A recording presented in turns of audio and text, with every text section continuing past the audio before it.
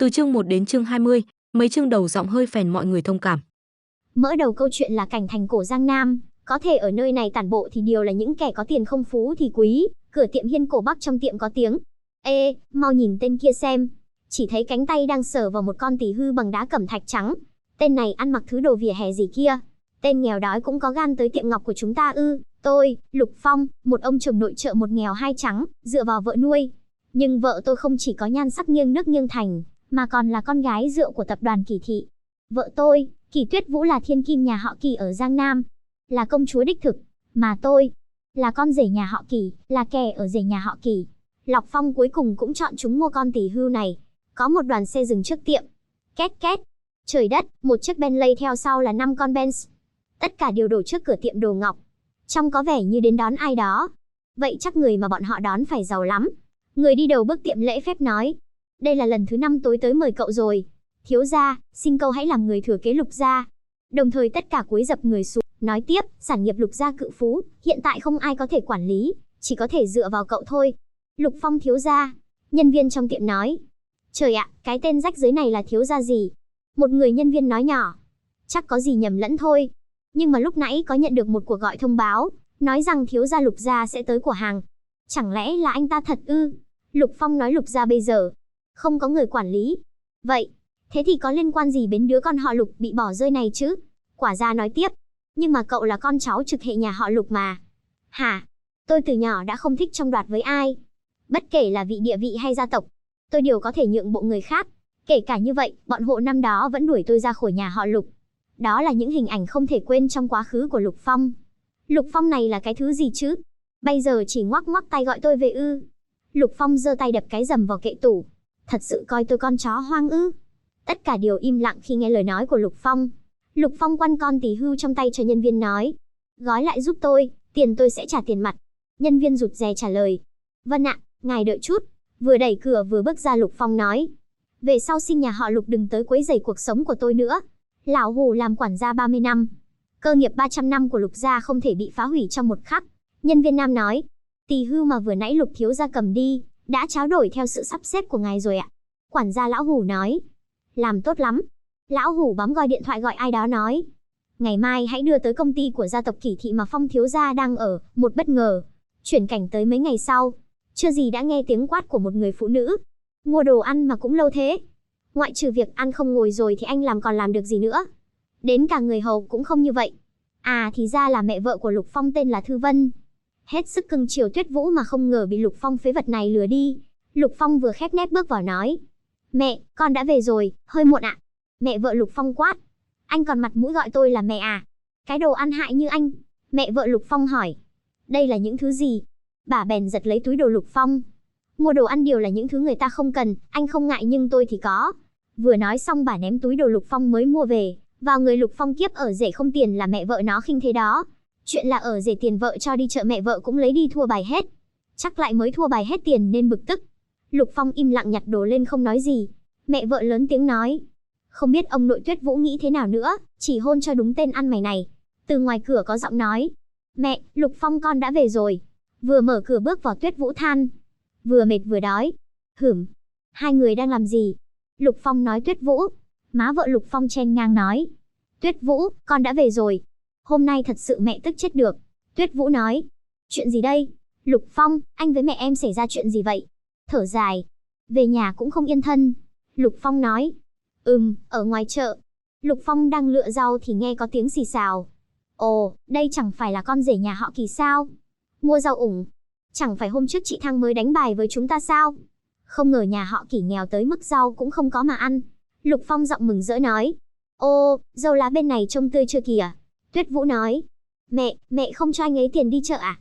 Mẹ vợ quát: Lục Phong cậu ta đường đường là một thằng đàn ông, mua rau mà cũng phải mở miệng hỏi tiền xin mẹ vợ. Lục Phong nói: thực ra. Chưa nói hết câu mẹ vợ đã tát vào mặt Lục Phong nói: thực ra cái gì mà thực ra? Anh là một thằng đàn ông, dựa vào vợ nuôi gia đình, về nhà cũng không cho nó nghỉ ngơi ư? Còn không mau nấu cơm đi. Con gái, chúng ta ra phòng khách ngồi nghỉ. Trương lão đầu gọi. Mẹ Tuyết Vũ bắt máy. Chị Thăng 3 thiếu 1. Hê, vậy tới đây. Tuyết Vũ hỏi Lục Phong: anh không sao chứ? Không sao. Tuyết Vũ, em nghỉ một lát đi, anh làm cơm ngay. Tuyết Vũ nói. Lục Phong. Lục Phong vào bếp làm cơm cho vợ. Ấy ra thìa rơi mất rồi. Nên rửa lại. Mạc Tuyết Vũ lúc này cứ ngơ ra nhìn Lục Phong. Đây chính là người đàn ông mà ông nội tình cho mình. Tuyết Vũ nhớ lại. Ông nội, con muốn được tự do yêu đương. Ông nội nói. Nhà đầu ngốc yêu đương ư. Không phải chỉ nhìn mặt, cũng không phải nhìn xem túi có tiền không. Đừng nhìn tên nhóc đó chẳng có gì. Nó ấy à, là một bảo bối tiềm ẩn đấy. Tuyết Vũ nói. Chẳng lẽ ông nội lại lừa mình? Anh ấy, bảo bối giấu ở đâu? Ngày mai công ty tổ chức buổi tiệc, anh đã mua quà tặng chưa? Lục Phong vừa nói. Mua rồi lấy túi đồ ra muốn cho vợ xem tiêu sạch tiền. Cho nên lúc mua đồ ăn vừa định nói tiếp Tuyết Vũ bảo không cần giải thích. Ăn cơm đi. Trên mặt Lục Phong có tí buồn. Chuyển cảnh tới ngày hôm sau. Tòa nhà tập đoàn Kỳ Thị. Tuyết Vũ, Lục Phong, hôm nay hai người chuẩn bị món quà gì? Người này là Kỳ Hồng Vũ, chủ tịch Kỳ Thị. Anh họ Tuyết thuộc thể loại phá gia chi tử luôn đối đầu với Tuyết Vũ. Mang ra đây, để mọi người mở mang tầm mắt. Lục Phong tỏ vẻ ngại. Cái này, không ổn lắm nhỉ. Trong đám đông có người bàn tán. Làm sao, không dám mở. Chắc là thứ gì rẻ tiền rồi sợ mất mặt à? Vậy cũng dám mang đến. Tuyết Vũ đáp. Cho dù là mua quà gì tặng, cũng đều là tâm ý của Lục Phong. Không phải là đắt tiền là có lòng. Lục Phong nghĩ không ngờ Tuyết Vũ lại nói giúp mình vậy có phần hơi ngạc nhiên. Anh họ Tuyết Vũ nói. Kỳ Tuyết Vũ, hôm nay là ngày trọng đại của Kỳ gia chúng ta. Nếu tặng lên món đồ không ra gì, chả phải là làm mất mặt danh tiếng của Kỳ gia ta ư? Tuyết Vũ hất tay anh họ ra nói. Kỳ Hồng Vũ, đây là tặng cho công ty, đâu cần phải đưa ra cho anh xem trước đâu.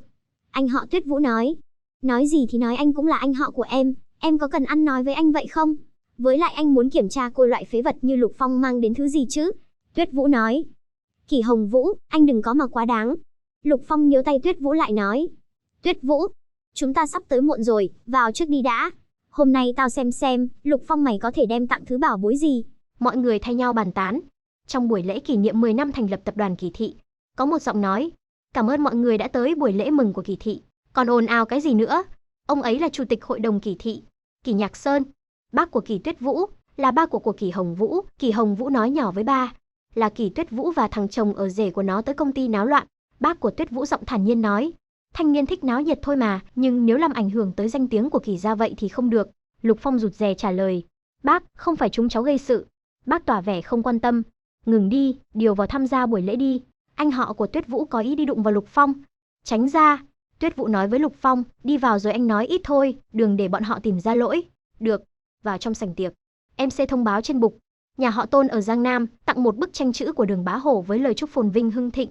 Công ty Hồng Phát tặng một con cóc vàng với lời chúc như ý cát tường. Tập đoàn họ Vương tặng một bức tượng thần tài vàng nguyên chất với lời chúc tiền nào như nước. Kỳ Nhạc Sơn tỏa vẻ mừng rỡ nói. Cảm tạ sự chú ý và cổ vũ của các tập đoàn với tập đoàn Kỳ Thị.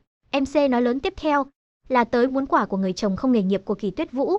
Lục Phong nghĩ đó là anh họ Tuyết Vũ muốn làm xấu mặt mình với mọi người nên mới bảo MC nói vậy đây mà. Nghe xong lời MC nói mọi người bàn tán to nhỏ. Tới rồi. Đây chẳng phải là tên con rể ăn hại nhà họ Kỳ đó sao? Trông cái hộp quá sơ sài chưa kìa, chả biết trong đó món gì ra hồn nữa. Người Lục Phong, quả đầu cắt 20.000, áo khoác hơn 300.000, hộp để bao quà cũng là rẻ nhất. Kỳ Hồng Vũ miệng cười khúc khích. Dựa vào nó thì có thể mua được loại quà gì chứ? Đợi xấu mặt đi. Lục Phong vừa nói vừa mở hộp ra. Tôi và Tuyết Vũ chúc tập đoàn Kỳ Thị làm ăn phát đạt, tiền vào như nước. Mọi người thấy quà của Lục Phong. Cái gì? Đây là cái gì? Lóa mắt quá. Tuyết Vũ tỏ vẻ rất ngạc nhiên. MC nói lớn anh Lục Phong nhà Kỳ Tuyết Vũ tặng một con tỷ hưu bằng ngọc cẩm thạch trắng. Nhìn hộp quà Lục Phong ngơ ngác tự hỏi. Chẳng phải mình mua là con tỷ hưu ngọc thạch giá chỉ có 3 triệu thôi sao? Sao lại biến thành con tỷ hưu cẩm thạch trắng tiền tỷ? Tỷ hưu từ thời cổ đại là thú lành. Tùy hưu bằng ngọc dùng để trừ tà. Kỳ Hồng Vũ tỏ mặt ngạc nhiên. Tỷ hưu bạch ngọc. Nó lấy tiền đâu ra hay là đồ giả? Kỳ Hồng Vũ mặc nghiêm nghị nói. Lục Phong, hôm nay là ngày đại hỷ của nhà họ Kỳ, sao mày lại tặng một con thú dữ tới? Lục Phong tỏa mặt còn bất ngờ. Kỳ Hồng Vũ nói quả nhiên là đồ ăn cây táo rào cây sung. Mày ăn mặc đều là những thứ nhà họ Kỳ tao cho. Này tặng thứ này là nguyền rủa Kỳ gia gặp đại nạn à? Nguyền rủa bạn tao độc ác như vậy, mày, lương tâm mày cho sói ăn cả rồi. Kỳ Hồng Vũ nắm chặt cổ áo Lục Phong. Trong lòng Lục Phong nói đây là cố tình gây sự. Nhớ tới lời Tuyết Vũ mình không được tranh cãi với anh ta. Kỳ Hồng Vũ thả tay khỏi cổ áo của Lục Phong đi đến bên cha nói, chuyện Lục Phong nguyền rủa nhà chúng ta, không thể bỏ qua thế này được. Cha của Kỳ Hồng Vũ nói tỷ hưu đúng là thú hung, biểu tượng cho có vào mà không có ra, thôn tính tất thảy.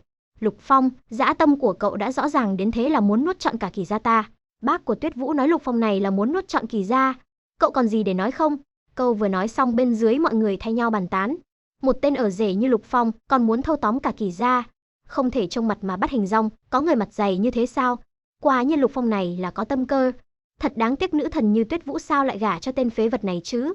Lục Phong khi nghe những câu nói đó mặt tỏa vẻ không tự nhiên, chỉ biết xoa đầu không nói được câu gì. Kỳ Tuyết Vũ nói, bác, chắc có hiểu nhầm gì ở đây.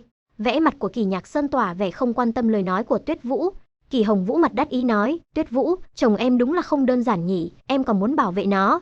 Tuyết Vũ nói nhỏ với Lục Phong, sao anh cứ một mực chọn cái này vậy? Lục Phong xoa đầu nói, Tỳ hưu anh thấy cũng ổn mà. Tuyết Vũ nói, em bây giờ chỉ mong anh tặng món đồ chợ 200-300 nghìn cũng được. Tặng đồ rẻ tiền thì cũng bị chê cười tí, xấu mặt một tí thôi.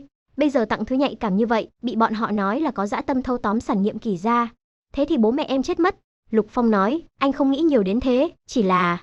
Đúng lúc bên ngoài có tiếng thông báo, Lục gia ở Giang Nam đến. Có một đoàn người từ từ bước vào tiệc, đi đầu là quản gia họ Lục là Lão Hủ. Hai cha con Kỳ Nhạc Sơn và Kỳ Hồng Vũ mặt ngơ ngác, Lục gia sao Lục gia lại đến đây? Kỳ Hồng Vũ hỏi Lục gia ở đâu? Kỳ Nhạc Sơn tỏa về khách sáo nói, xin hỏi ông là... Lão Hủ nói lớn, Lục gia tới chúc mừng buổi lễ của Kỳ thị, trước là tặng quà cho Kỳ gia, sau là thay mặt tiểu thiếu gia chúng tôi trả nợ. Một cánh tay Lão Hủ bảo đưa quà lên. Có một người mặc vest đen, trên khay là một con tỳ hưu bạch ngọc, y chang của Lục Phong tặng trước đó. Mọi người bàn tán, tỳ hưu bạch ngọc. Sao trùng hợp thế? Y hệt con tỳ hưu của Lục Phong. Tiểu thiếu gia này là ai vậy? Lão Hủ nói, xin tổng giám đốc Kỳ nhận lấy. Kỳ Nhạc Sơn nói, cảm ơn. Kỳ Nhạc Sơn nghĩ, Lục gia ở đâu ra đây? Tự nhiên tặng một con tỳ hưu y hệt Lục Phong. Vốn muốn định dằn mặt cậu ta, bây giờ làm sao đây? Lão Hữu nói, còn mấy chiếc hòm này là thay mặt cho tiểu thiếu gia Lục gia trả nợ. Kỳ Nhạc Sơn tỏa vẻ ngơ người nói, tiểu thiếu gia Lục gia trả nợ. Trong hòm là cái gì? Mở hòm ra, Lão Hủ nói, đây là chính tỷ 999 triệu tiền mặt, là tiền sính lễ. Vừa nghe hết câu Kỳ Nhạc Sơn, đứng muốn không vững, mai là có Kỳ Hồng Vũ đỡ không là té ngửa luôn.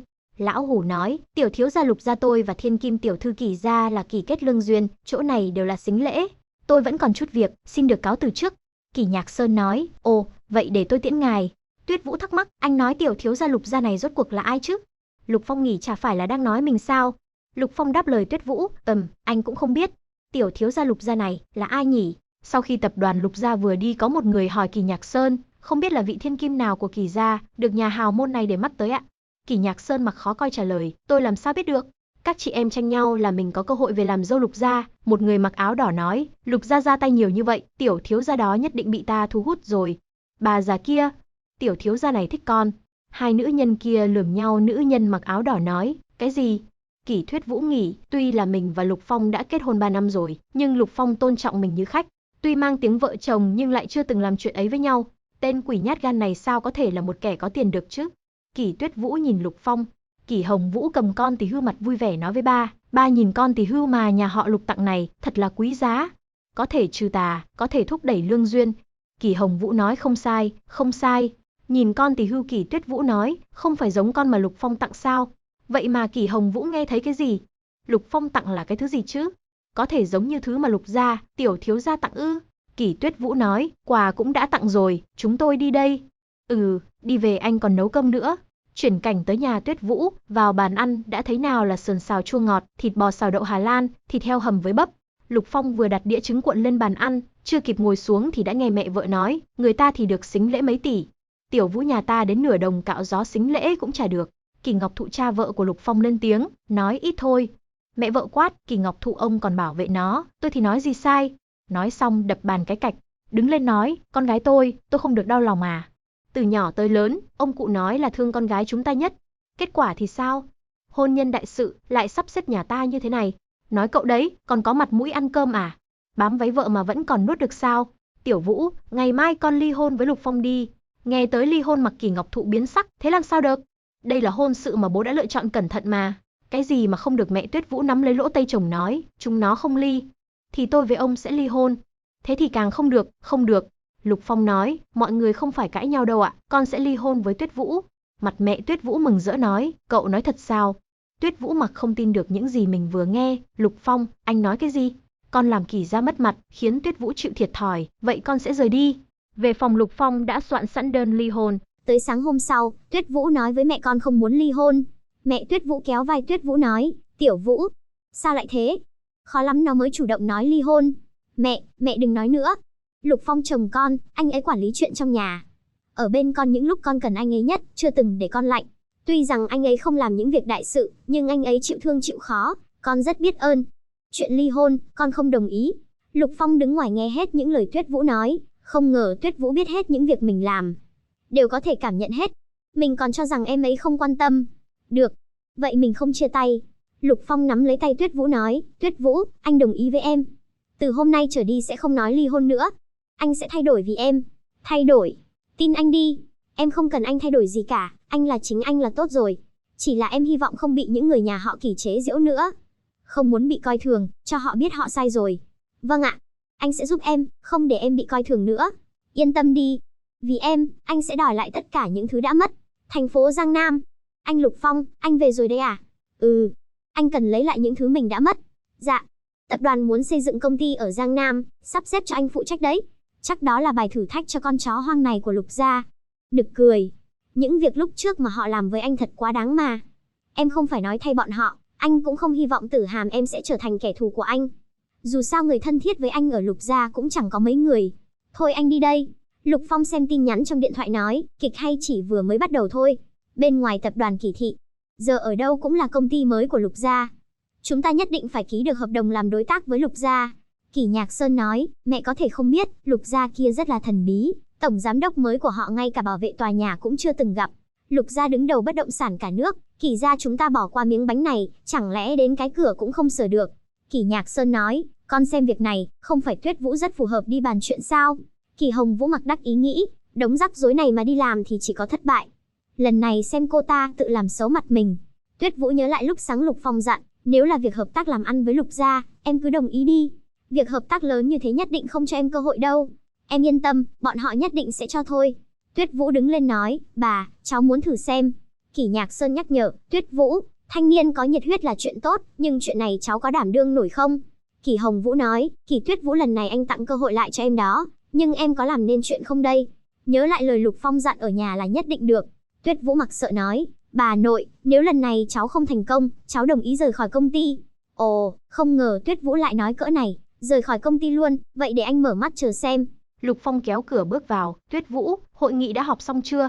Kỷ Hồng Vũ chỉ tay nói, ai cho tên không có nhiệm vụ gì như Lục Phong vào đây hả? Lục Phong đáp, cuộc họp của mấy người tôi không thèm quan tâm, cũng không có chút hứng thú nào. Tôi tới đây, chỉ để đón vợ tôi về nhà thôi. Tuyết Vũ, em không sao chứ? Bọn họ đang bắt nạt em à? Kỷ Hồng Vũ cười nói, thằng ăn hại bám váy vợ như mày, định thể hiện cái gì đây? Tao nói cho mày biết, vợ mày sắp bị đuổi ra khỏi Kỷ thị rồi. Tới lúc đó vợ chồng chúng mày đến chén cơm cũng mất luôn. Lục Phong cũng đoán ra việc Tuyết Vũ sẽ đi ký hợp đồng với Lục gia. Lục Phong nói, tôi là không muốn tham gia vào chuyện của Kỷ thị các người. Những lời như thế có thể nói ra nhục mạ vợ tôi, thì không thể chấp nhận được. Nếu như Tuyết Vũ hợp tác thành công với Lục gia, anh, Kỷ Hồng Vũ, có phải nên bị đuổi ra khỏi Kỷ thị không? Làm sao? Dám cá không? Kỷ Hồng Vũ này, lại sợ mày đấy à? Cá thì cá. Kỷ Hồng Vũ nghỉ, một con nhãi danh như Kỷ Tuyết Vũ, vốn dĩ chẳng thể nào ký hợp đồng được. Kỷ Hồng Vũ đứng lên, một tay cho vào túi quần nói, hôm nay xin các vị ở đây làm chứng. Nếu Kỷ Tuyết Vũ ký hợp đồng thành công, tôi Kỷ Hồng Vũ lập tức từ chức vị trí quản lý, cũng nghỉ việc ở công ty luôn. Lục Phong nói, nhớ lấy những lời này của anh đấy. Đi thôi, chúng ta về nhà ăn cơm. Tuyết Vũ nghỉ, Lục Phong sẽ thật sự thay đổi sao? Trước công ty Kỷ thị, có hai cô gái xinh đẹp vừa ngồi vừa nói, hôm nay tôi đi qua tòa nhà bất động sản của Kỷ thị, ngay cả cửa cũng không được vào, bị bảo vệ đuổi ra ngay. Nếu tổng giám đốc Lục để ý tôi, nhất định sẽ bị tôi thu hút, tiếc là tôi còn chưa được thấy mặt. Tuyết Vũ nghỉ, hai cô gái kia là hai người khá nhất công ty chúng ta. Bọn họ ngay cả cửa cũng không được vào, vậy thì mình làm sao đây? Lục Phong gọi, Tuyết Vũ lên xe về nhà thôi. Tuyết Vũ thở dài nghỉ, sao mình lại nghe lời anh ấy nhỉ? Bây giờ khác gì cưỡi lên lưng hổ. Nhưng nhà họ Lục kia thật thần bí, bất động sản sâu không thấy đáy. Đối với một công ty lớn như này, mình nhỏ bé hệt như một con côn trùng. Hợp tác, chỉ sợ còn không qua nổi cửa. Tuyết Vũ đá vào bánh xe nói, Lục Phong, sao em lại ngu ngốc như thế nhỉ, tin tưởng lời của anh. Tuyết Vũ em sao thế? Tuyết Vũ người rung lên, sao em có thể mong chờ vào anh nhỉ? Mong đợi vào một kẻ vô dụng. Nếu không thành công, em sẽ bị đuổi ra khỏi Kỷ gia. Đến lúc đó công ty sẽ hoàn toàn rơi vào tay cả nhà Kỷ Hồng Vũ. Tuyết Vũ khóc nức nở, làm sao đây, em rốt cuộc nên làm gì đây? Lục Phong ôm lấy Tuyết Vũ nói, anh nói rồi, những thứ em mong muốn, Lục Phong anh nhất định sẽ dùng cả hai tay dâng lên. Nghe được những lời Lục Phong nói, Tuyết Vũ mắng, anh còn nói xạo nữa. Lục Phong mặc tươi nói, anh có một người bạn, làm việc trong tòa bất động sản của Lục gia. Bạn của anh sao? Lên xe đi, chúng ta về nhà. Dạ được, Lục Phong, em sẽ mua con xe, lúc anh đón em không phải chịu nắng mưa nữa. Dạ, nghe em cả. Bên ngoài tòa bất động sản Lục gia, Lục Phong dừng xe lại, chưa kịp xuống xe bảo vệ đã dùng gậy gõ đầu xe nói, công ty này không chấp nhận người lang thang. Bảo vệ giọng cao ngạo quát, nói chúng mày đó, đồ ăn xin này mau cút đi. Đừng để tao nhắc lại lần hai. Lục Phong hỏi, anh từng thấy ăn mày đi xe máy rồi à? Chú mày coi đây là xe máy, không phải là cái khối sắt mới moi ra từ bãi rác sao? Tôi tìm người, cho tôi qua. Vừa nói Lục Phong vừa chạy xe đi vào, bảo vệ giữa xe kéo lại, ê, chú mày nhìn người như nào mới có thể quen biết người ở toàn nhà này? Biết đây là đâu không? Bỗng một cái rầm, Lục Phong văng ra một bên nói, anh, có còn biết thể thống gì không? Trước tòa nhà Lục thị anh đây, chính là thể thống. Có một cô gái từ trong cửa công ty bước ra hỏi, anh Hùng, sao ồn ào thế, xảy ra chuyện gì à? Tiểu Linh đấy à, có một tên lang thang làm ồn thôi ấy mà. Chắc là đến phỏng vấn, nói muốn gặp tổng giám đốc. Tiểu Linh tiến lại Lục Phong, tìm tổng giám đốc sao? Hỏi Lục Phong, anh không sao chứ? Không, tôi không sao. Bảo vệ nói chen vào, tên này tới đây ứng tuyển. Là một tên lừa đảo thì có. Tiểu Tuyết nghe bảo vệ nói vậy liền nói, không sao thì mau đi đi, công ty chúng tôi tuyệt đối không sử dụng loại người như anh. Lục Phong mới đầu còn có thiện ý với Tiểu Linh, giờ thì nghe những lời nói như thế thì hết hảo cảm luôn. Cô nói cho Lưu Vạn Quán biết, Lục Phong tới rồi. Anh ta sẽ tự thân xuống đây đón tôi. Vị tiên sinh này, nếu không có hẹn trước, tổng giám đốc sẽ không tiếp đâu. Bảo vệ nói, đừng có lằng nhằng với thằng này làm gì. Xem tôi tống cổ hắn ta đi đây. Lục Phong hỏi, tên người của buổi hẹn cấp sao của Lưu Vạn Quán, cô không kiểm tra. Tiểu Linh nghỉ, buổi hẹn cấp sao? Tên này nghe được ở chỗ nào vậy? Chẳng may thật sự là người này, là vị khách quan trọng sao?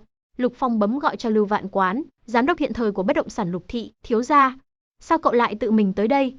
Một cú điện thoại thôi là tôi sẽ xuống đón cậu luôn mà. Tên này thực sự là khách cấp sao? Sao lại thế được? Lục Phong nghỉ, xui xẻo thật sự, bộ áo quần này là mua hồi cưới Tuyết Vũ. Biết vậy đã không mặc nó. Tiểu Linh không nghỉ là cuộc hiện cấp sao lại là người này. Còn anh bảo vệ nghỉ thế là xong thật rồi. Khó khăn lắm mới tìm được công việc mà lại sắp mất việc nữa rồi. Lục Phong nói, lão Lưu, muốn gặp anh khó thật đấy. Ngay cả bảo vệ trực cổng cũng không cho qua. Thiếu gia, chê cười rồi. Loại người này sao có thể ở công ty chúng ta được chứ? Nếu được thì tôi đã đuổi hết đi từ lâu. Nghe nói thế thì bảo vệ quỳ xuống trước mặt Lục Phong nói, đại ca, đại gia, đại tổ tông, tôi xin lỗi. Tôi có mắt mà không thấy Thái Sơn. Xin cậu tôi không thể mất việc được. Cả nhà già trẻ tôi đều dựa cả vào đây, xin cậu. Hả, ngay cả tư cách vào công ty này tôi còn chả có, sao có thể quyết định anh đi hay ở? Lão Lưu mặc đồ mồ hôi nói, thiếu gia, nói đùa rồi. Cậu là người tôi mời đến còn chẳng được. Ngó về Tiểu Linh nói, tên bảo vệ này là từ đâu ra đấy, đuổi đi cho tôi. Tiểu Linh trả lời, vâng, vâng ạ. Lục Phong nói bàn việc chính đi, ngày mai vợ tôi Kỳ Tuyết Vũ sẽ qua đây, tới lúc đó ông biết làm gì rồi đúng không? Thiếu gia, có cần nói Lục phu nhân là cậu sắp xếp không? Lục Phong bảo, đừng nói với em ấy là tôi sắp xếp. Vâng, lão nô nhất định sẽ giúp thiếu gia làm tốt. Chuyển cành nhà Tuyết Vũ. Mẹ Tuyết Vũ bảo, Tiểu Vũ sao con có thể nghe lời Lục Phong được? Lần hợp tác này rõ ràng là một cái bẫy. Ba Tuyết Vũ nói, chuyện này cũng không trách Lục Phong được. Chỉ là, Tiểu Vũ, lời hứa này có hơi sốc nổi. Lúc này Lục Phong vừa đi chợ mới về nói, là con bảo em ấy đồng ý đấy ạ. Vừa thấy Lục Phong đi về mẹ vợ đứng dậy mắng, tên họ Lục kia, đồ sao chổi, không để gia đình tôi sống yên ổn phải không? Tiểu Cũ phải tự mình nỗ lực, khó khăn lắm mới có thể có chút thành tựu ở công ty. Anh lại bảo nó nhảy vào đống lửa. Lục Phong nói, vụ cá cược lần này, Tuyết Vũ tuyệt đối không bị thua được. Mẹ vợ chỉ tay vào Lục Phong nói, anh còn nói xạo nữa. Nếu Tuyết Vũ mà bị đá khỏi công ty, thì anh cũng cút ra đường cho tôi. Mẹ, ba. Tuyết Vũ nói, không liên quan tới Lục Phong. Chuyện cá cược này là do con tự quyết định. Lục Phong nói với vợ, Tuyết Vũ, hôm nay anh mua được gà đấy. Bây giờ anh sẽ làm gà chiên nước mắm, mà em thích ăn nhất. Lục Phong vừa nói vừa đi vào bếp. Mẹ Tuyết Vũ nói với Tuyết Vũ, mẹ cũng không quản được con nữa. Tối hôm ấy, Lục Phong đẩy cửa bước vào, thì đúng lúc Tuyết Vũ đang thay đồ. Tuyết Vũ, anh mới trưng xong tổ yến. Tuyết Vũ ngại ngùng, sao anh lại? Mặt Lục Phong đỏ lên sững sờ. Tuyết Vũ kéo chăn che lại nói, anh để bên kia đi. Chốc nữa em uống. Em uống xong tổ yến thì ngủ sớm nhé. Anh nằm dưới đất. Khoảng 1 tiếng sau Tuyết Vũ hỏi, Lục Phong anh ngủ rồi à? Ngủ rồi. Tuyết Vũ lấy cái gối ném Lục Phong nói, ngủ rồi mà vẫn còn nói được, anh giả vờ. Lục Phong, anh quen biết người trong tập đoàn Lục thị. Có biết người mà thiếu gia nhà họ Lục thích là ai không? Ít nhất cũng nắm được gì đó, biết được để đi cho đúng. Tuyết Vũ, chẳng may thiếu gia họ Lục thích em thì sao? Sao thế được chứ, em là phụ nữ có chồng rồi đó, tài Việt cũng không khẩu vị mặn tới thế. Thích một bà cô đã có chồng chứ nhỉ? Có chồng rồi đã sao? Em còn không biết hết ưu điểm của em à? Em với anh nói về người khác, sao anh lại nói về chúng mình? Tuyết Vũ nghĩ, sao anh ấy đột nhiên bày tỏ. Anh, em mệt rồi ngủ đây. Má ơi, mình đang làm gì vậy? Mình đang quyến rũ anh ấy ư? Nhưng mà, chúng mình vốn dĩ là vợ chồng mà. Lục Phong, anh lạnh không? Không em cảm thấy hơi lạnh Lục Phong ơi. Cho em thêm chăn này. Ngủ được rồi thì không lạnh nữa. Tuyết Vũ nghỉ, đúng là kẻ ngốc mà, nói tới vậy rồi mà còn không lên ngủ chung nữa. Kết quả là tối đó Lục Phong lạnh run người. Phải mau ngủ thôi, mình không muốn hóa thành sói đâu. Hôm sau Lục Phong đưa Tuyết Vũ đến công ty Lục Thị. Ngồi trên xe Tuyết Vũ nghĩ, công ty bất động sản Phong Vũ Lục Thị, là trùng hợp à? Lục Phong nói, Tuyết Vũ, đến rồi. Tuyết Vũ nói với Lục Phong, nếu hợp tác thất bại thì sao đây? Lục Phong nói, không sao, em chỉ cần bước vào công ty Lục Thị thì sẽ thành công thôi. Lục Phong, cảm ơn anh đã cổ vũ cho em vào đây. Tổng giám đốc của công ty Lục Thị Lưu Vạn Quán nói, Kỳ tiểu thư, hợp đồng. Tổng giám đốc Lưu, nếu như không vừa lòng với điều kiện, thì vẫn bàn tiếp, Kỳ thị chúng tôi thực sự thành tâm muốn hợp tác với tập đoàn Lục Thị. Kỳ tiểu thư yên tâm đi, hợp đồng không có vấn đề gì, tôi sẽ ký ngay đây. Tiểu thư Kỳ, hợp tác vui vẻ. Lục Phong ngồi chờ chưa đến 10 phút thì đã thấy Tuyết Vũ đi ra. Lục Phong nhìn Tuyết Vũ hỏi, sao rồi? Có ai bắt nạt em à? Tuyết Vũ chạy lại Lục Phong ôm và nói, em đang nằm mơ đúng không? Sao có thể thuận lợi đến thế được? Lục Phong nói, vậy là do em quá giỏi đó, bên đó không làm khó gì em chứ. Em cứ ngỡ ít nhất quá trình cũng phải 3 tháng tới nửa năm mới nên chuyện, không ngờ lại thuận lợi cỡ này, em vui quá đi. Anh thật sự rất thích bộ dạng em hào hứng vui vẻ. Cảm ơn anh, chỉ có anh tin em, cảm giác em có thể làm nên chuyện. Không cần cảm ơn, anh không phải là chồng em sao? Một cô gái gọi Tuyết Vũ, trùng hợp quá. Không ngờ có thể gặp cậu ở đây. Cương Hạ là bạn thân của Tuyết Vũ cực kỳ gợi cảm. Cương Hạ nói, bất ngờ gặp được cậu, vui quá đi. Tuyết Vũ giới thiệu với Lục Phong, đây là bạn thân em, Cương Hạ. Lục Phong nói, chào em, rồi đưa tay gia đình bắt tay. Cương Hạ nói, xin lỗi tôi bị mắc bệnh sạch sẽ, không tùy tiện bắt tay với người khác. Tuyết Vũ, chồng cậu vậy mà lái con xe máy đi đưa đón cậu ư? Tuyết Vũ mặc khó coi trả lời, xe này tiện mà, không sợ bị tắt đường. Vừa nói Cương Hạ vừa phá xe của Lục Phong. Tuyết Vũ, xin lỗi nhé, đống rác này giờ sao đây? Chi bằng tới bảo bạn trai tớ tiễn hai người về nhé. Bạn trai tớ làm ngay ở tòa nhà này thôi, xe ngấy đậu bên kia, cậu xem kìa. Tuyết Vũ cười nói, không cần đâu, tớ với Lục Phong đi tàu điện ngầm cũng được, cũng hay bảo vệ môi trường nữa. Cương Hạ nhớ lại nghỉ, Thiên Kim tiểu thư thì sao? Lúc trước hồi còn học đại học thì mọi người vây quanh cô, còn không phải do gia đình cô à, bây giờ gả cho một tên ăn hại, còn không sướng như tôi. Lục Phong nói, Hạ tiểu thư, nếu tôi mua xe đua, thì cô có dám xin lỗi Tuyết Vũ không? Tuyết Vũ nói với Lục Phong, anh nói gì đó? Thôi bỏ đi, cậu ấy từ hồi đại học đã thế rồi. Em không quan tâm đâu. Lục Phong nói, em không quan tâm, nhưng anh quan tâm đó. Cương Hạ đáp, nói xạo gì đó, nếu anh có xe mới, đừng nói xin lỗi, bà đây gọi anh là bố cũng được. Cái thằng đàn ông ăn bám như anh dính lấy Tuyết Vũ bao lâu rồi? Điều kiện như Tuyết Vũ thì kiểu người nào mà không tìm được. Mau buông Tuyết Vũ đi. Lục Phong nói, được vậy tôi chờ, cô gọi tôi bằng bố. Cương Hạ vừa mở cửa xe vừa nói, mai 3 giờ chiều, nhà ăn 3 sao. Lục Phong anh mà không có xe mới, vậy cút khỏi Tuyết Vũ cho tôi. Tuyết Vũ vừa đi vừa nói với Lục Phong, sao anh lại cá cực như vậy? Anh cũng quá trẻ con rồi đấy. Em về trước đây. Chuyển cảnh tới sáng hôm sau, cửa hàng xe cao cấp. Lục Phong vừa bước vào có một câu nhân viên nói, đây là đưa hàng ship à? Ai đặt ship đấy? Ê cậu shipper kia, cậu không được vào. Lục Phong nói, tôi tới mua xe. Cô nữ nhân viên tóc vàng nói, hay cho cậu ta 20.000, tiễn sang bên kia đi, đừng ảnh hưởng việc làm ăn của chúng ta. Nữ nhân viên tóc đen đáp, nói ít thôi, tôi đi đón tiếp đây, người tới là khách. Lục Phong nhìn chúng con xe đua mui trần, giá cũng chưa đến 2 tỷ. Lục Phong nói, con xe này tôi thích. Cô nhân viên tóc đen nói, anh ơi, hay là xem những con xe khác chỗ chúng tôi nhé, có lẽ sẽ hợp với anh hơn. Lục Phong tiến tới sờ chiếc xe định mua. Bỗng có một tiếng nói từ phía sau, trời ơi, tên ăn mày ở đâu ra kia? Không ngờ dám tranh xe của anh. Lục Phong quay lại nhìn, thì thấy hai người ăn mặc như hú hề. Người đàn ông nói, showroom các cô làm ăn như thế này à? Hôm nay chúng tôi đến thử xe, xe lại bị người khác đụng chạm lung tung. Các cô có muốn làm ăn ở đây không? Người phụ nữ mắng, Tiểu Lưu, các cô làm ăn kiểu gì đấy? Tôi muốn đổi sang chiếc xe mới kia. Tiểu Lưu nói xin lỗi Lục Phong và nói, là tôi quên mất, chiếc xe này anh Trương đã trả tiền rồi. Lục Phong đáp, không sao, dù sao đây cũng là xe của các cô mà, vậy tôi đổi sang chiếc khác. Người phụ nữ của tên nhà giàu bảo, không được, có đổi thì cũng là chúng tôi đổi. Chiếc xe này đã bị tên ăn mày kia chạm vào rồi, tôi còn lâu mới ngồi. Tên nhà giàu nói thêm vào, đúng đấy, nếu có đổi thì cũng là chúng tôi đổi chứ. Tiểu Lưu nói, nhưng chiếc xe này anh Trương đã mua rồi. Hợp đồng cũng đã xong, xe cũng không gặp vấn đề gì, anh không thể đổi được. Hay là tôi tặng thêm quà cho anh? Ông nhà giàu nói, là các cô không đúng đấy chứ. Xe của chúng tôi các cô không bảo quản kỹ, tùy tiện cho người khác sờ vào. Chính là lỗi của các cô, trừ phi các cô đồng ý bồi thường thiệt hại cho chúng tôi.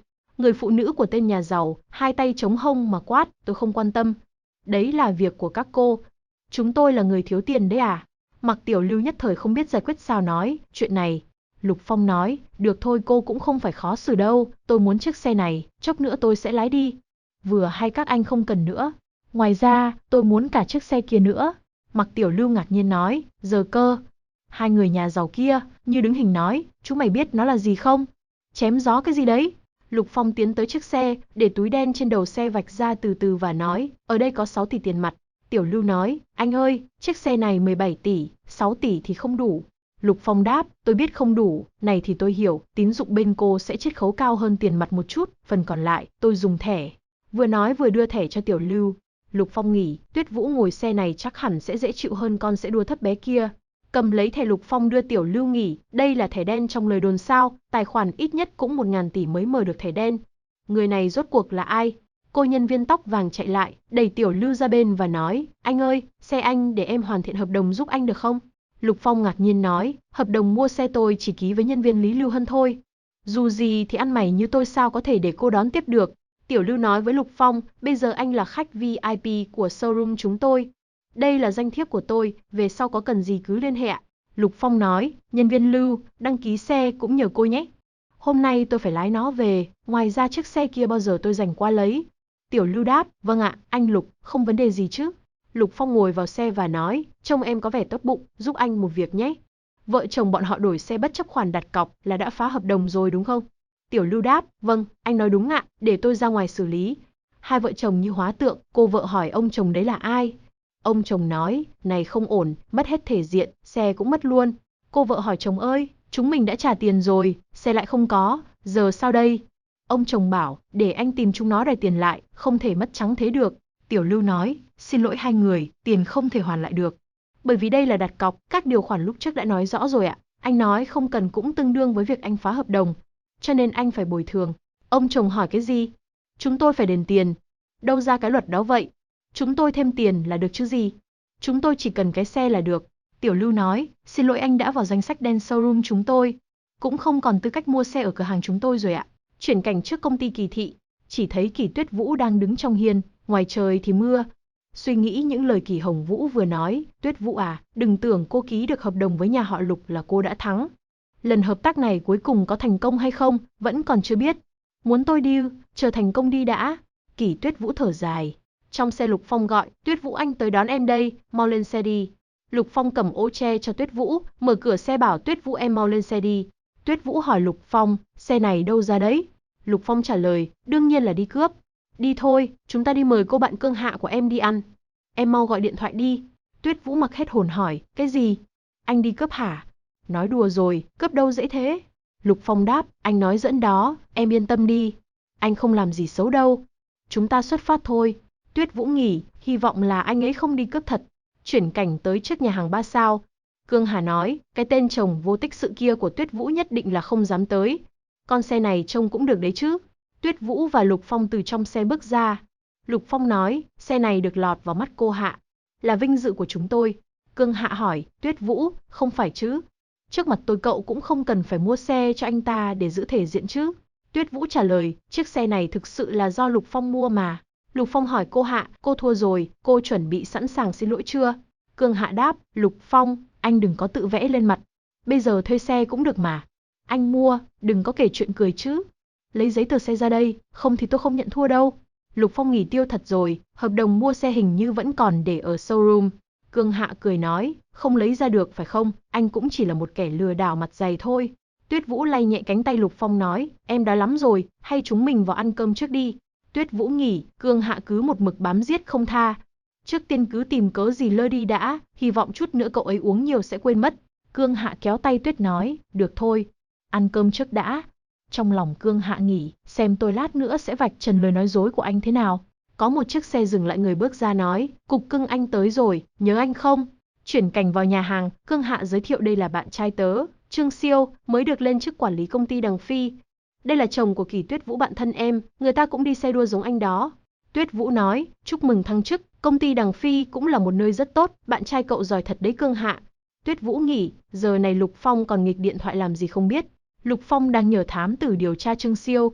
Xem hồ sơ chi tiết của Trương Siêu. Lục Phong nghỉ, tưởng cậu là nhân vật nào giỏi giang lắm. Trương Siêu nói với Lục Phong, xem ra sở thích của cậu giống tôi đấy chứ, cũng thích xe đua.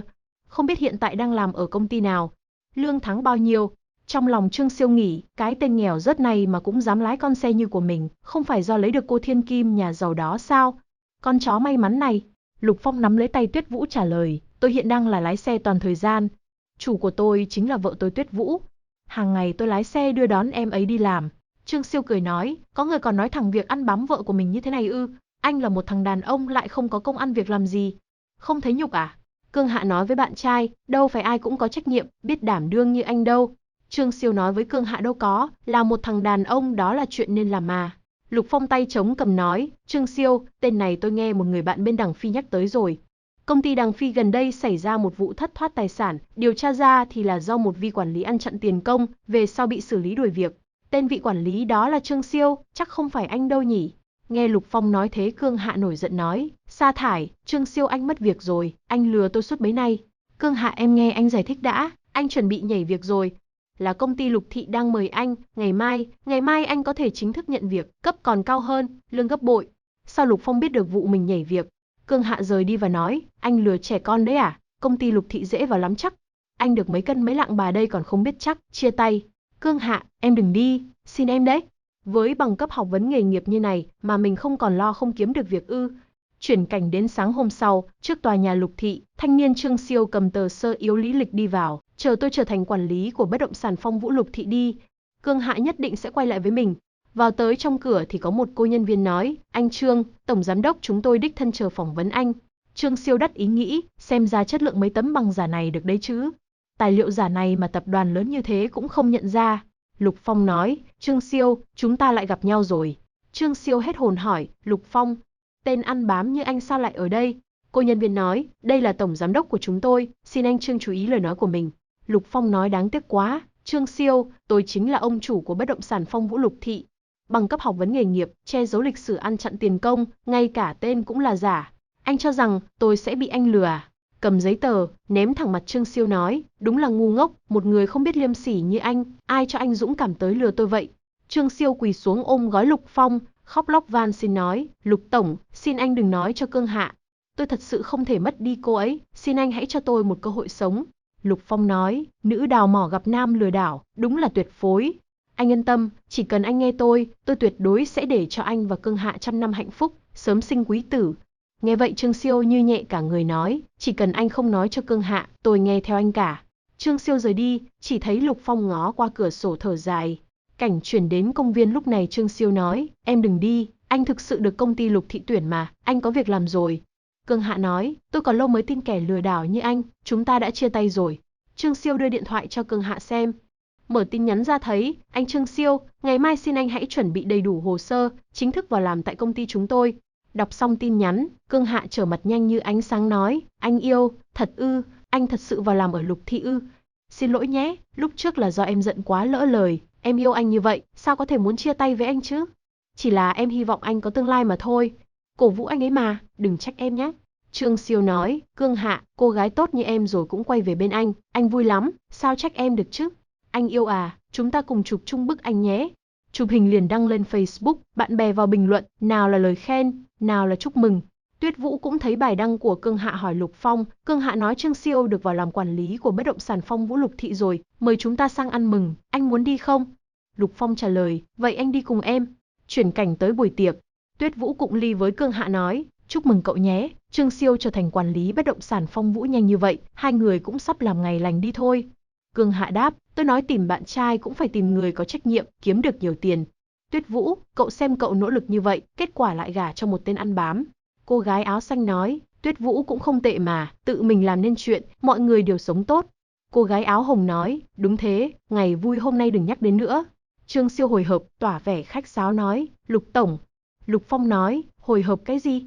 Gọi tôi là Lục Phong đi. Cương Hạ nói, Tuyết Vũ à, chi bằng tôi bảo Trương Siêu tìm việc cho Lục Phong nhé, làm bảo vệ, hoặc làm công nhân, kiếm vài triệu đồng là cũng được rồi. Tuyết Vũ nói, Lục Phong chăm sóc cho tớ là rất tốt rồi, cũng không cần thiết kiếm việc làm vì tớ. Cương Hạ nói tiếp, tôi thấy Tuyết Vũ cậu cũng sống khổ quá rồi đấy. Cậu xem cái túi từ hồi đại học đến giờ cậu vẫn còn dùng, bao nhiêu năm rồi. Cậu nhìn này, Trương Siêu mới mua về dỗ tôi đấy, tháng nào cũng mua túi xách cho tôi còn không đeo hết. Trong lòng Cương Hạ nghĩ, Kỷ Tuyết Vũ cảm giác ghen tị của tôi lúc đó, cậu cũng nên nếm thử đi. Tôi quên mất, đến cái xe chồng cậu còn phải đi thuê, nói gì đến việc mua túi tặng cậu. Nhưng mà, Tuyết Vũ đâu còn bộ dạng hồi đại học chứ. Giống một cây cải quê. Người trong bảng nói, đúng đấy, Tuyết Vũ kết hôn xong trông tiều tụy hẳn. Một người áo đỏ nói với Cương Hạ, hình như là chồng cậu ấy là do gia đình sắp xếp, không chừng là một tên lang bạt. Cương Hạ hỏi, thật sao? Cô ấy trước cũng là hoa khôi trường tôi đấy. Bây giờ không ngờ lại ra nông nỗi này. Lục Phong đứng ngoài cửa, nghe hết những lời nói đó, mới biết mọi người khinh thường Tuyết Vũ. Lòng đau xót và hối hận. Mọi người thi nhau bàn tán, Tuyết Vũ cậu nói đi, hay là khởi nghiệp thất bại? Đúng đó, bọn tớ đều tin tưởng ánh mắt của cậu mà.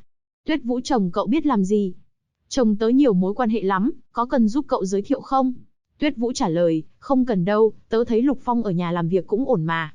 Không cần phải thay đổi gì cả. Người mặc áo xanh tay chống cầm nói, thế cũng không được, ăn bám trong nhà mãi được sao, Tuyết Vũ cậu thiệt thòi quá. Tuyết Vũ nói, tớ kiếm tiền, cũng không có gì không ổn. Cương Hạ nói, Tuyết Vũ à, bọn tớ cũng là vì đau lòng cậu thôi, câu xinh đẹp thế này, nên được gả vào nhà giàu để làm thiếu phu nhân, thật sự đáng tiếc cho cái mã của cậu đó. Tuyết Vũ hỏi Lục Phong, anh không sao chứ? Sao đi lâu vậy? Lục Phong trả lời, anh không sao. Cương Hạ nói, anh yêu anh tới rồi, bạn học em chờ anh rõ lâu, có việc muốn nhờ anh đấy. Trương Siêu mặc ngại đáp, anh chỉ là mới vào không lâu, sợ là không giúp được mọi người. Cương Hạ nói, anh có ý gì, bạn học em không cần giúp. Không phải anh nói anh ở công ty có rất nhiều dự án sao, anh lấy bừa mấy giá chào hạng mục ra cho cô ấy đi. Người áo hồng kéo vai Cương Hạ nói, hay là thôi đi, chắc là chồng sắp cưới của cậu cũng không có quyền hành lớn lắm, dù sao cũng vừa mới vào làm thôi mà. Cương Hạ nói, đâu có, tuần trước anh ấy còn giúp công ty đối thủ tranh được hạng mục mà. Điều do anh ấy có thể nắm được tài liệu bí mật của Lục Thị, sao có thể mà nhân viên quên chứ? Coi thường anh yêu tôi quá rồi đấy. Trương Siêu cười lấy tay che miệng Cương Hạ nói, em ấy đang nói đùa thôi, nói đùa thôi. Cương Hạ nói, em nói bừa chỗ nào, anh còn vì thế mà mua nhẫn kim cương cho em nữa. Lục Phong vỗ tay nói, anh Trương quả nhiên giỏi thật. Công ty mới vậy mà có thể hồ đồ thả cá xuống nước như vậy, mượt mà trơn tru. Mặc Trương Siêu tái xanh, biết Cương Hạ đã nói chuyện không nên nói, giờ không biết phải làm sao đây. Khi Lục Phong là ông chủ của công ty Phong Vũ Lục Thị, Cương Hạ nói, vậy cũng mạnh hơn tên ăn hại nào đó nhiều chứ, bạn học cũ, chuyện của cậu không vấn đề gì. Tới lúc đó nhớ cảm ơn tôi là được. Người áo hồng nói, vẫn là cậu biết chọn đàn ông, vừa biết kiếm tiền vừa biết thương người. Có hơn chục người công an đẩy cửa bước vào hỏi, xin lỗi, là Trương Siêu à? Anh bị tình nghi về tội lừa đảo và tội phạm kinh tế, mời đi theo chúng tôi. Cương Hạ đứng trước che Trương Siêu lại nói, các anh nhận sai người rồi, là trùng tên đúng không? Công an nói, không sai đâu, người chúng tôi muốn bắt chính là gã, nghi phạm Trương Siêu. Có lệnh và hình anh ta.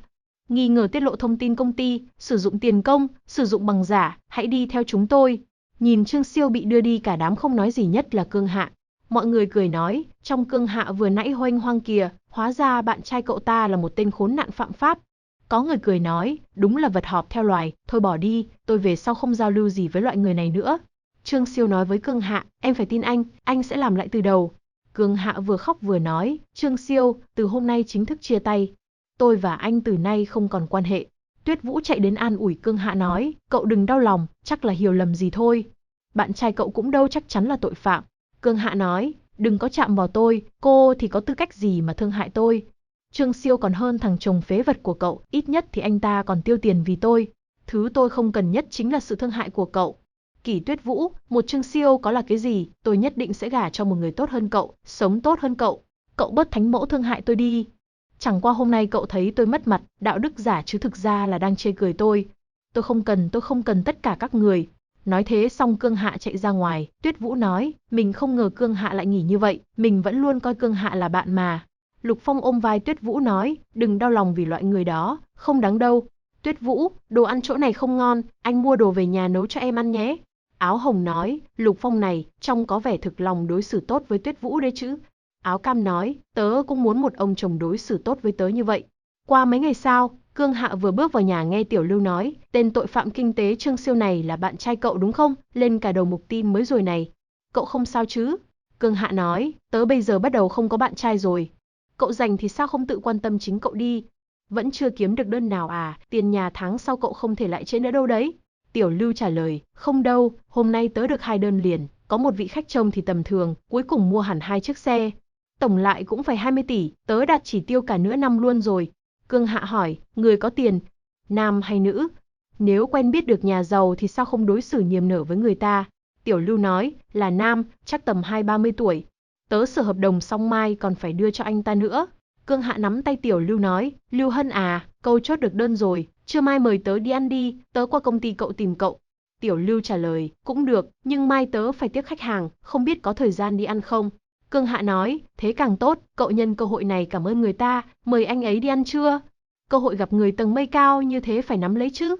Nói không chừng còn có thể mang lại cho cậu càng nhiều nghiệp vụ. Mặt Tiểu Lưu vui vẻ trả lời, cậu nói cũng có lý, vậy trưa mai cậu qua showroom chỗ tớ nhé. Chuyển cảnh tới trưa hôm sau tại showroom. Cương Hạ than, chết mất, mình đã đợi 3 tiếng rồi. Sao vẫn còn chưa tới? Hay Lưu Hân lừa mình? Xui xẻo thật. Tiểu Lưu nói, anh Lục, giấy tờ mua xe đã bàn giao xong, đây là hợp đồng của anh. Lục Phong cầm bút ký nói, phiền cô rồi. Cương Hạ bước vào nói, Lưu Hân, tớ đói sắp chết rồi, mau mời tớ đi ăn đi, không chờ nữa. Gì cơ? Lục Phong sao anh lại ở đây? Tiểu Lưu nói xin lỗi Lục Phong, đây là bạn của tôi. Nói với Cương Hạ đây chính là vị khách đó của tớ đấy.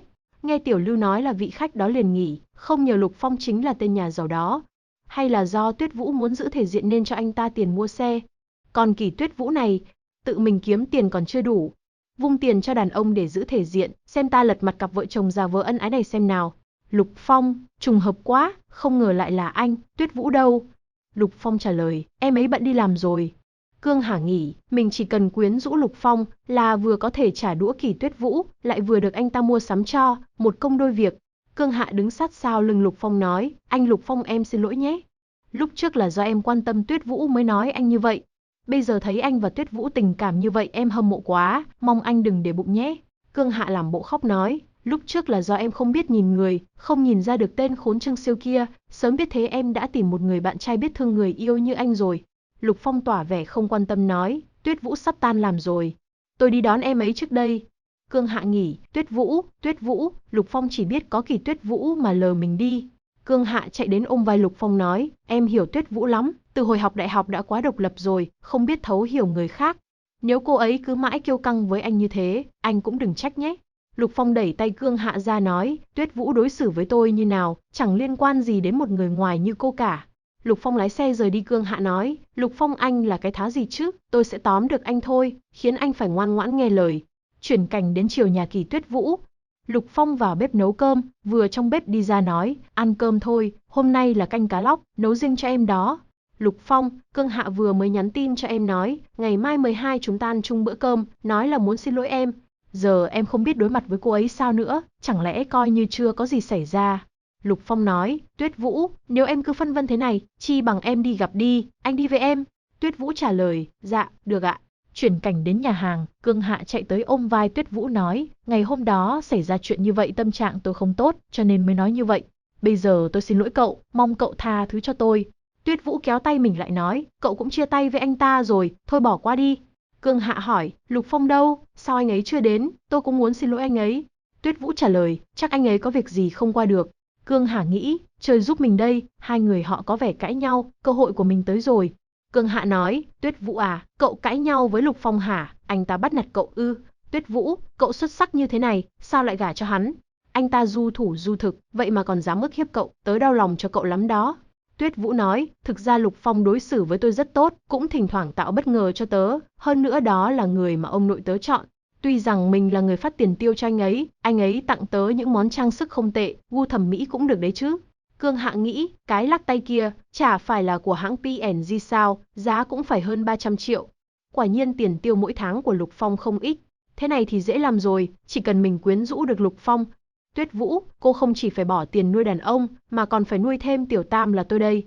Cương Hạ xem tin nhắn điện thoại nghĩ, chỗ nợ tín dụng này mình không cần phải lo lắng nữa. Tuyết Vũ hỏi, Cương Hạ cậu sao thế? Cương Hạ trả lời, không sao. Cương Hạ thầm nghĩ, rồi tôi sẽ khiến Kỳ Tuyết Vũ cậu phải trả giá. Tuyết Vũ nói, Cương Hạ, tớ muốn vào toilet, cậu trông túi xách được không? Ở đây có ít tiền mặt, xách theo có chút không tiện. Cương Hạ nói, không vấn đề gì, cậu đi đi, tôi giữ túi cho cậu. tôi lấy 100 triệu xem nào, tiền mất rồi, tôi xem cô giải thích làm sao với công ty. Với cả, cô thiên kim này mà lại sót mấy đồng ấy à? Lục Phong từ phía sau Cương Hạ nói, quả nhiên, chó thì không bỏ được thói ăn cức. Cương Hạ giật mình quay lại nói, Lục Phong, sao anh lại đến đây? Lục Phong kéo tay Cương Hạ lên nói, Tuyết Vũ tin tưởng cô như thế, cô lại muốn hãm hại em ấy. Cương Hạ nói, anh bị điên à, tôi hãm hại Tuyết Vũ bao giờ? Lục Phong nói, túi của Tuyết Vũ có 500 triệu tiền mặt có số series liên tiếp, vừa nãy tôi thấy cô lấy một tập ra, vậy rất dễ nhận ra. Hay là để tôi gọi cảnh sát nhé? Cương Hạ quỳ xuống nói, Lục Phong, xin anh đừng gọi cảnh sát, tôi chỉ là nhất thời tham lam. Chỉ cần anh không gọi cảnh sát, anh bảo tôi làm gì cũng được hết. Tuyết Vũ từ trong toilet đi ra chứng kiến nói, hình như là trước giờ tôi không hiểu cậu nhỉ. Cương Hạ chạy đi nói, là các người gài tôi, cố ý vu oan tôi, các người không bắt được tôi đâu, đợi đi. Bỗng xa trúng một người nói, là kẻ nào không có mắt. Mặt Cương Hạ hốt hoảng nói, là cô, Lý Minh. Sao cô vẫn còn sống? Cô vẫn chưa chết sao? Lý Mộng, em song sinh của Lý Minh, người đã tự sát năm đó, là bạn thân của Cương Hạ, chị gái Lý Mộng là bạn học của Kỳ Tuyết Vũ. Lý Mộng nói, cái loại ăn trộm thành nghiện này. Cương Hạ tưởng Lý Mộng là Lý Minh ôm đầu nói, không phải tôi, cô đừng tìm tôi, là do cô tự sát, không phải do tôi hại. Lý Mộng nói, cô là kẻ trộm, kẻ giết người, cô phải sống cả đời trong đau khổ và sợ hãi. Cương Hạ cầm lấy con dao trên bàn nói, không, tôi không giết người, cô là người chết, tôi không sợ cô. Lục Phong thấy thế liền tước dao của Cương Hạ, để tránh nguy hiểm. Công an khống chế Cương Hạ nói, xin chị hãy hợp tác với chúng tôi, mời chị đến đồn cảnh sát. Cương Hạ nói, các người bỏ ra, tôi không sai, bỏ tôi ra. Tuyết Vũ nói Lục Phong, hồi bọn em còn học đại học, tuy cô ấy hơi kiêu căng, nhưng bản chất không xấu, lại còn rất nhiệt tình, sao bây giờ lại thế này? Lục Phong nói, có lẽ là do em không đủ hiểu biết cô ta chăng? Lý Mộng đưa tay chào Tuyết Vũ nói, tôi là em gái của Lý Minh, tôi tên là Lý Mộng. Tuyết Vũ hỏi, cô là em gái của Lý Minh sao? Sao cô lại ở đây? Vừa nãy cô nói Cương Hạ, giết người là ý gì? Lý Mộng kể, chị tôi ban đầu là bạn ký túc xá với hai người, chơi rất thân với Cương Hạ. Nhưng cô ta để ý chiếc vòng cổ gia truyền của chúng tôi. Hại chị tôi nghĩ mình bất cần làm mất, trầm cảm nặng nên đã tự sát. Sau này, tôi mới biết được chiếc vòng đang trong tay của ai. Rồi tra ra được người trộm chiếc vòng, chính là Cương Hạ. Nên lúc nãy cô ta vừa nhìn thấy tôi đã sợ chết khiếp, cô ta tưởng mình dập ma. Không ngờ trùng hợp cô ta lại đến nhà hàng tôi mời để ăn cơm, chị nói thế giới này có nhỏ không? Đúng là ác giả ác báo, chỉ là chưa tới lúc thôi. Lý Mộng thở dài nói, Hạ Cương bị bắt, chị tôi trên trời có linh chắc cũng được an ủi. Để cảm ơn, tôi tặng 2 người thẻ thành viên trung tâm thể hình Đằng Long vô thời hạn nha. Tuyết Vũ trả lời, bình thường tôi không hay đi tập gym lắm. Lý Mộng kéo tay Tuyết Vũ năn nỉ nói, trung tâm này do bạn trai tôi mở, thẻ thành viên hạn vĩnh viễn này, 2 người cứ nhận đi. Tuyết Vũ quay sang Lục Phong hỏi, anh tập gym không? Nếu không thích thì thôi. Lục Phong trả lời, không sao, rèn luyện chút cũng được. Chuyển cảnh mấy ngày sau, trung tâm thể hình cao cấp Đằng Long. Lục Phong nghĩ, lâu lắm không tới nơi như này để tập rồi. Có một cô gái nói, anh dài bên kia ơi, em mệt quá à, có thể phiền anh lấy hộ chai nước không? Lục Phong nói, xin lỗi, hiện tại tôi đang bận phục vụ bà xã tôi. Tuyết Vũ, uống ít nước đi em, vận động cần bù nước kịp thời. Tuyết Vũ cầm lấy bình nước Lục Phong nói, cảm ơn anh. Vương Vĩ nghĩ, đây là Kỳ Tuyết Vũ thiên kim nhà họ Kỳ sao, dáng đẹp thật, mặt mũi cũng được. Nếu tiếp cận được cô ta, thì có phải hơn hẳn Lý Mộng èo ọt kia không? Sao cô ta lại lấy một thằng chói gà không chặt, làm chồng nhỉ? Lục Phong ngó về phía Vương Vĩ nghĩ, sao thằng này cứ nhìn vào Tuyết Vũ, linh cảm của một thằng đàn ông sao? Vương Vĩ chạy tới ôm eo Lý Mộng nói, cục cưng, em tới thăm anh đấy à, nhớ anh không? Lý Mộng nói, gớm quá đấy, biết bao nhiêu người đang nhìn kia kìa. Vương Vĩ bảo, tại anh nhớ em quá mà. Lý Mộng nói với Vương Vĩ, 2 người này là bạn của em, lát nhờ anh chỉ họ mấy bài tập nhé. Vương Vĩ nói, chuyện nhỏ, cứ để anh. Vương Vĩ nắm lấy tay Kỳ Tuyết Vũ nói, Kỳ tiểu thư, vóc dáng em rất đẹp. Chỉ cần tập thêm mấy bài tập cơ nữa là được, chốc nữa anh sẽ huấn luyện riêng cho em. Tuyết Vũ trả lời, được ạ, phiền anh rồi. Anh hướng dẫn em tập một số động tác thả lỏng đã nhé, không lát nữa sẽ bị thương đó, ép bụng vào hông, khuỷu tay thu lại. Đúng rồi, tư thế như vậy đấy, mông nhấc lên, động tác này phải nâng cao mông mới hiệu quả. Trọng tâm lực vùng bụng em vẫn chưa đủ, cho nên mông vẫn chưa nhấc cao được. Tuyết Vũ nói, thực sự không nhấc lên nổi. Vương Vĩ vừa định lợi dụng sơ mong Tuyết Vũ thì Lục Phong kéo tay Vương Vĩ lại nói, vợ tôi không cần PT đâu, tôi có thể tự mình chỉ em ấy. Vương Vĩ nói, không ngờ anh Lục đây cũng hiểu biết về gym, không có chuyên môn thì sẽ dễ bị thương đấy. Vương Vĩ nghĩ, tên chói gà không chặt này dám phá chuyện của mình. Lý Mộng nói, Đúng đó Lục Phong, Vương Vĩ là chuyên gia mà, anh nên tin tưởng anh ấy. Có người nói, 80 kg, Vương Vĩ, hôm nay lại phá kỷ lục rồi. Vương Vĩ vỗ vai Lục Phong nói, người anh em, đừng có ra vẻ, trông cậu khéo đến 10 kg cũng không nhấc nổi ấy chứ, không sao, luyện tập nhiều lên. Lục Phong nói, anh Vĩ là huấn luyện viên, nói cũng chuẩn đấy, chỉ là vẫn hơi kém một chút. Vương Vĩ nói, câu hơn được bao nhiêu, 15 kg à, có nhấc lên nổi không? Lục Phong nói, chắc cũng hơn 100 kg. Vương Vĩ mặc ngạc nhiên hỏi cái gì chứ? Lý Mộng nói, 100 kg hả? Vương Vĩ anh còn chưa nhấc nổi chừng ấy đúng chứ? Lục Phong tiến tới nhấc lên nhẹ nhàng, Vương Vĩ không thể tin được nghĩ, không ngờ cậu ta nhấc tạ 100 kg được, sao có thể nhẹ nhàng như thế? Lục Phong nắm tay Tuyết Vũ nói, em giúp anh một chuyện nhé. Lục Phong chống đẩy, trong khi đó Tuyết Vũ ngồi trên lưng, mọi người bàn tán, trời lực phần ngực của anh ấy khỏe chưa kìa, có người nói là siêu nhân hả, khỏe thế. Lục Phong nói Tuyết Vũ, giúp anh gập bụng nhé. Vất vả rồi. Tuyết Vũ, lực của em vẫn chưa đủ, thay mức tạ nhẹ hơn đi, rồi nâng lên từ từ. Em chạy bộ trước đi. Tốc độ đừng để nhanh quá là được. Vương Vĩ bóp méo bình nước trong tay tức nghĩ, chết tiệt, bị hắn cướp hết sự chú ý rồi. Không thể cứ thế được. Tuyết Vũ, em cứ chạy đi, anh đi về đây. Vương Vĩ nghe thế nghĩ, cơ hội đến rồi. Vương Vĩ tiến tới chạy máy bên cạnh Kỷ Tuyết Vũ nói, Kỷ tiểu thư, tư thế chạy bộ của em chưa đúng rồi, dễ bị thương. Kỷ Tuyết Vũ hỏi lại, sao anh nói gì cơ? Vương Vĩ lấy tay sờ eo Kỷ Tuyết Vũ nói, đã chạy bộ thì phải thẳng người, nếu không sẽ hại khớp, dùng lực ở chỗ này, để anh giúp em. Kỷ Tuyết Vũ vội lấy tay Vương Vĩ đang sờ eo ra nói, không cần, cảm ơn, thật sự không cần. Lục Phong từ phía sau nắm lấy tay Vương Vĩ nói, anh cứ thử động vào cô ấy nữa xem. Vương Vĩ nói, hiểu lầm, tôi chỉ đang dạy cô ấy rất đàng hoàng mà, anh Lục suy nghĩ nhiều rồi. Vương Vĩ lại gần nói nhỏ với Lục Phong, mà này, vợ anh dâm lắm, sờ một tí đã đỏ mặt, anh Lục đây không thỏa mãn được cô ấy sao? Vừa nói hết câu Lục Phong đã đấm vào mặt Vương Vĩ văng ra mấy mét. Lý Mộng vội chạy lại đỡ Vương Vĩ nói, Lục Phong, anh làm gì thế hả? Vương Vĩ anh không sao chứ? Vương Vĩ sờ mặt nói, đúng là đồ điên. Anh này em mới giúp bạn em chỉnh tư thế chạy bộ. Không sẽ rất dễ bị thương, vậy mà cậu ta đánh anh. Lý Mộng nói, Lục Phong, có hiểu nhầm gì sao? Tuyết Vũ chạy lại bên Lục Phong nói, anh không sao chứ? Lục Phong nói, tên bẩn thỉu, dám sờ soạng vợ tôi đánh là còn nhẹ đấy. Vương Vĩ nói với Lý Mộng, em thừa biết anh là dân chuyên mà, chẳng lẽ lại không hơn nổi cậu ta? Cậu ta hẹp hòi, anh chỉ hướng dẫn vợ cậu ta thôi. Cậu ta lại đi ghen lung tung, anh phải tố hắn tội cố ý gây thương tích.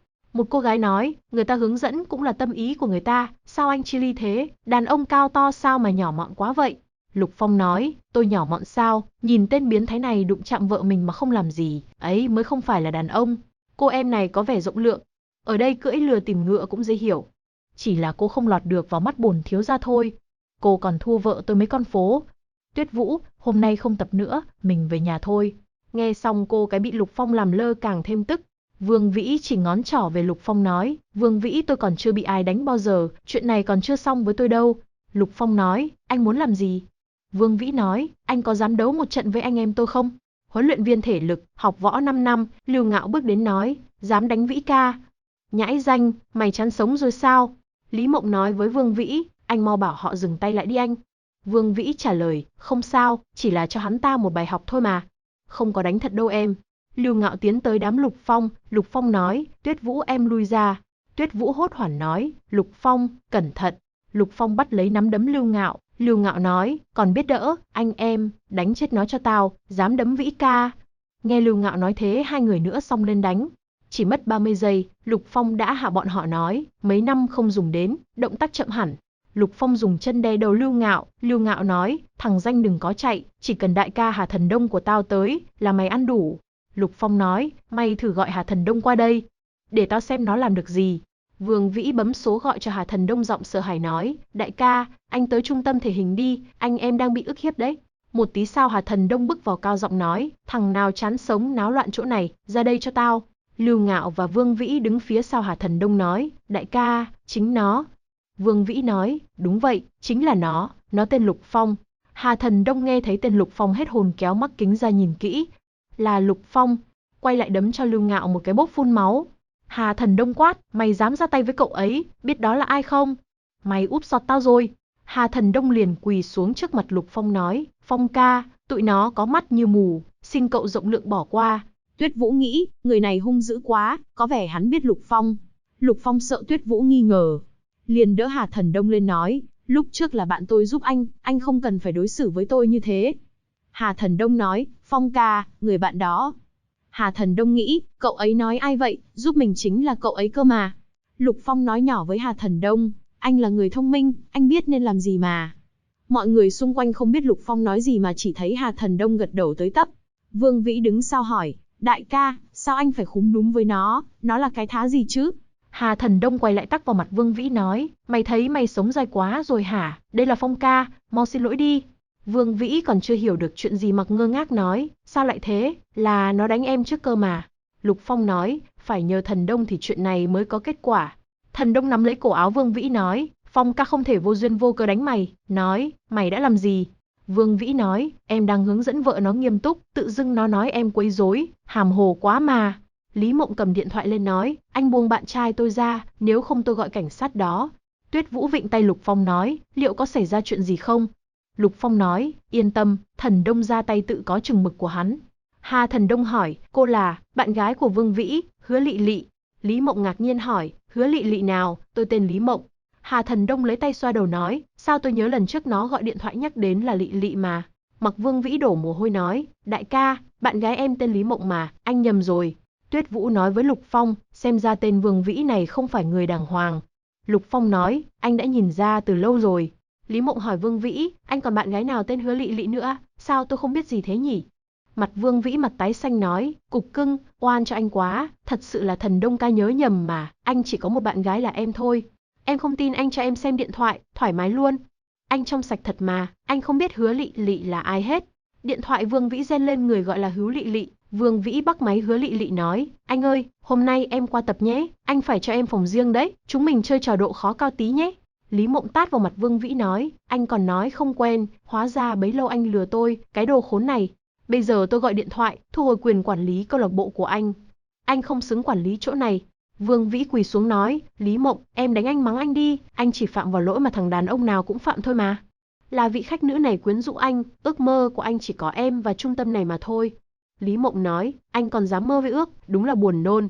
Hứa Lị Lị từ ngoài, với vẻ lo lắng bước vào nói, anh Vĩ, sao tự dưng ngắt điện thoại? Em ở dưới tòa nhà định cho anh bất ngờ. Lý Mộng nói, nhân tình của anh đến rồi kìa. Vương Vĩ rung vẫy nói, em yên tâm, bây giờ anh sẽ chia tay cô ta ngay, em tin anh đi. Hứa Lị Lị tiến tới cho Vương Vĩ một cái tát nói, chia tay, trả 500 triệu bà đã cho đây. Vương Vĩ nói, là cô tặng tôi mà, tôi cũng đã làm cho cô vui vẻ rồi. Hứa Lị Lị nắm lấy áo Vương Vĩ vừa kéo đi vừa nói, vui vẻ, tôi tìm anh nói mình là cổ đông của nơi này, bà mới bỏ ra khoản đó, bẩn thỉu. Đi, bây giờ ra phường, anh mà không trả lại tiền thì tôi cho anh thân bại danh liệt. Vương Vĩ gọi Lý Mộng cầu cứu, xin em, Lý Mộng cứu anh. Hà Thần Đông nói, Phong ca, là người của em không biết, em sai rồi, xin anh tha cho em. Lục Phong nói, thôi bỏ đi, không đánh không quen, tôi đánh bọn họ rồi, vậy là hòa. Lý Mộng cúi đầu trước Lục Phong nói, anh và Tuyết Vũ lại giúp tôi lần nữa, đã giúp tôi nhìn rõ bộ mặt tên khốn đó. Lý Mộng thở dài nói tiếp, tôi không biết cảm ơn thế nào, hai người cần thứ gì thì tôi sẽ cố hết sức làm. Lục Phong nói, vậy thì tôi không khách sáo nhé, Tuyết Vũ đúng là cần cô giúp đó. Lý Mộng, tôi thấy việc quản lý phòng tập này không ổn lắm, có từng nghĩ đến việc nhượng lại không? Lý Mộng trả lời, đúng thế, tôi đầu tư phòng tập này là vì Vương Vĩ, không ngờ anh ta quản lý không tốt, chỉ muốn lừa tiền với tán gái. Thật ra thì tôi cũng không hiểu mấy cái này lắm, nếu có người nhận lấy, tôi cũng đỡ phải tức cảnh sinh tình. Lục Phong kéo Tuyết Vũ qua nói, tôi đề cử với cô một người, giúp cô quản lý nhé, vợ tôi Tuyết Vũ. Lý Mộng mặc mừng rỡ nói, tốt quá rồi, nếu là Tuyết Vũ thì nhất định sẽ không vấn đề gì, tôi cầu còn không được, kiếm được nhiều ít không quan trọng. Vậy, thể thao Đằng Long, này về sau sẽ theo Tuyết Vũ. Tôi gọi luật sư thảo hợp đồng ngay. Hà Thần Đông quất Lưu Ngạo, may là đồ mắt mù, bị cái loại kia dùng như tay sai. Lục Phong tiến đến vỗ vai Thần Đông nói, thôi bỏ đi, anh ta cũng vì tình nghĩa anh em thôi mà. Lưu Ngạo này, anh có chứng chỉ huấn luyện không? Lưu Ngạo tay xoa đầu trả lời, tôi trước đây là vận động viên hạng nhì quốc gia, hồi ở trường cũng thi được chứng chỉ huấn luyện chuyên nghiệp, nhưng mà chưa từng thực sự dạy ai. Lục Phong quay sang hỏi Tuyết Vũ, em có muốn tuyển anh ta làm việc PT không? Tuyết Vũ trả lời Lục Phong, em cũng không hiểu lắm về việc tuyển dụng ở lĩnh vực này. Lục Phong xoa đầu Tuyết Vũ nói, không sao, trời có sập cũng vẫn còn anh chống cho em mà. Tuyết Vũ nói với Lưu Ngạo, tuy anh là vận động viên quốc gia, anh có sức khỏe nhưng không có kinh nghiệm. Chúng ta cứ ký hợp đồng thử việc 1 tháng trước đã. Nếu việc huấn luyện ổn thì Đằng Long chính thức tuyển dụng anh. Lưu Ngạo cúi đầu cảm ơn Lục Phong đã cho mình cơ hội. Cảm ơn chị dâu, chị thật là đẹp người đẹp nết, chúc anh chị bách niên hảo hợp, sớm sinh quý tử. Lý Mộng cười nói, cuối cùng cũng giải quyết được một việc rồi, cảm ơn mọi người nhé, hai người bao giờ có bé. Tôi sẽ làm mẹ nuôi, tôi nhất định sẽ nuông chiều nó. Nghe tới có bé, Tuyết Vũ ngại đỏ mặt nói, không đâu, không đâu. Tuyết Vũ nghĩ, không biết là có ngày đó không nữa. Lý Mộng lai nhẹ Tuyết Vũ nói, còn chưa định có em bé sao, vẫn muốn hưởng thụ tiếp cuộc sống hai người à, chẳng trách lại đến đây tập, rèn luyện sức khỏe, không tệ, được á. Nghe Lý Mộng nói thế, Tuyết Vũ ngại đỏ mặt lấy tay đẩy Lục Phong nói, Lý Mộng cô, thôi bỏ đi, Lục Phong à, chúng ta về thôi. Liễu Thiếu, một tên nhà giàu, đàn em Vương Đằng nói, Vương Tổng, anh lại thấy đồ chơi mới rồi à? Vương Đằng là tổng giám đốc tập đoàn Vương Thị, một nhánh thương hội Giang Nam nói, thú vị đấy. Cô gái tóc vàng nói, anh hư quá đó, theo đuổi em mới có 1 tuần mà anh đã muốn đổi người rồi. Em đã đá bạn trai 7 năm để theo anh đó, vậy mà còn không duy trì nổi nửa tháng hả? Liễu Thiếu cười nói, bạn trai 7 năm còn bị em bỏ rơi, xem ra thì mị lực của Đằng ca đúng là không ai chống lại được. Vương Đằng ôm lấy cô gái tóc vàng nói, tuần này ở bên cô tôi tiêu cũng không ít, xem ra cô cũng tham vọng đấy nhỉ. Cô gái tóc vàng nói, em đùa thôi, anh đối xử tốt với em biết. Miễn là anh cần, có thể gọi em bất cứ lúc nào, em hiểu mà. Vương Đằng sờ mặt em tóc vàng nói, ngoan, lát nữa đi chọn một món quà đi. Vương Đằng nhìn ra ngoài thấy Tuyết Vũ và Lục Phong nghĩ, nhìn cô ta trông cũng ngon. Vòng nào ra vòng đó, mặt lại xinh đẹp, da trắng hồng, được thì. Liễu Thiếu, cha cho tôi xem cô gái ngoài đường kia là ai. Liễu Thiếu trả lời, không cần, cô đó tôi biết. Đó là thiên kim nhà họ Kỷ, Kỷ Tuyết Vũ, đã kết hôn rồi, có vẻ là gia tộc liên hôn, nhà trai từ đâu tới thì không rõ. Đằng ca, cô ta tiền nhiều không kể, lại đã kết hôn, hay là em giới thiệu cho anh mấy người mẫu, diễn viên gì đó nhé. Vương Đằng kéo điếu thuốc nói, đã kết hôn rồi, chẳng phải càng tốt sao.